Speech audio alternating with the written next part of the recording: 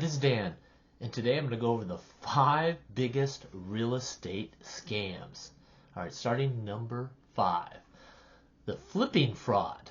Now, people remember the television show The Sopranos? Well, they give a perfect example of the flipping fraud. Now, Tony Soprano, which is a New Jersey mob boss, was involved in this scam.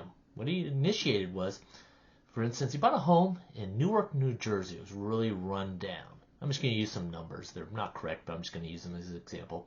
Bought this piece of property for $200,000 and pretended they did a bunch of upgrades on it. It's a real dump. It's in a real horrible section of Newark, and I'm not familiar with Newark, New Jersey. I've never been there.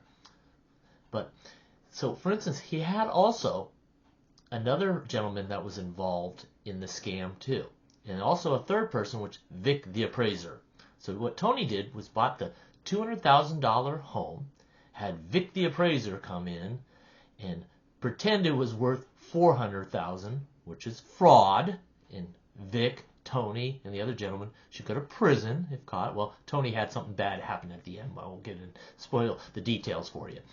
So bought the property for $200,000, did the fake appraiser, had another person in on it that bought it with a government loan, a HUD loan guaranteed by the government for $400,000. Then it closed escrow at $400,000, bought it for $200,000, sold for $400,000, so there's $200,000 profit, and they were able to split it among themselves. I imagine Tony got the biggest split off of that $200,000 criminal transaction. Again, find the property. Second, inflate the price. Third, found a buyer. Fourth, secured the loan, usually it's government backed. And then fifth, you just walk away. Yeah. Unfortunately, there were a lot of bad actors in real estate, especially back in the 2008, 2009, 2010, especially in the mortgage industry. It was really a dark time for real estate in America. Okay. Number 4, title fraud. Now, title fraud usually happens when someone steals your identity. So, for instance, Joe Sixpack owns a home, good person, hardworking person, paid down his mortgage. Let's say he owes, $80,000 on a $100,000 home. So what has happened, and let's say he got that originally at $80,000. Let's say he's worked it all the way down to $50,000 on a $100,000 loan. Well, someone, scam artist, comes in, steals his identity, and takes out a second or a HELOC, a home equity line of credit, on that property, secured by that property. And what happens, they take the money, they pretend they're him through fraud, and they just walk away with it and don't make payments.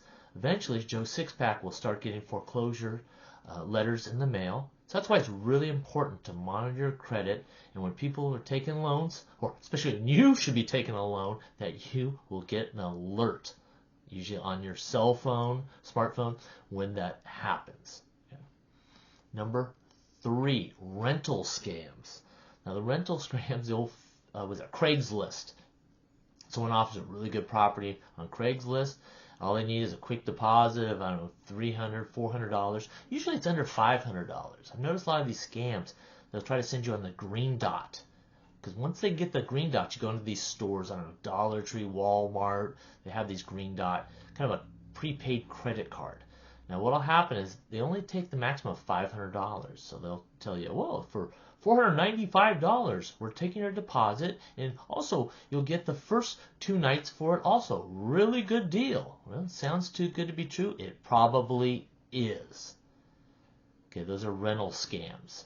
Also, I've heard the old fake Airbnb ones too. Maybe your neighbor's leaving, so you put theirs home up at Airbnb for the weekend and take the money, I guess. Or try to get some money up front somehow.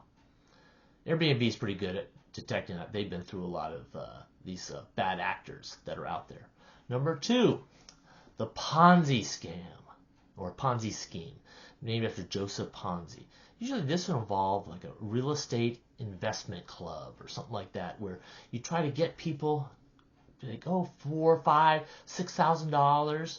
So for instance, you pay $5,000 every month you'll get a check for $100 for the next 10 years. That sounds like a really good deal. Well, again, it sounds too good of a deal to be true. It probably is. And a lot of times these Ponzi schemes, you will get paid for possibly 2, 3, 4 months, maybe even a year. Like Bernie Madoff's people. It all worked out well until the economy did horrible and people started asking for their money because they needed it. Well, he didn't have it after a while. And number one, it's the foreclosure rescue scam. Someone will usually call you up and say they will save you because they probably know through bank records and public records that you might be late on your payments. And to avoid foreclosure, they have this perfect situation for you. It's usually a scam, or they do very little to nothing to help you. They'll just sell you a dream. Again, sounds too good to be true. Guess what? It probably is. So, it's important to avoid these scams by talking to a real estate professional or someone who's a financial professional. These people know the ins and the outs of this. There's a lot of bad people out there. There are a lot of sharks out there that are taking advantage of innocent, hardworking people. Unfortunately, white-collar crimes exist.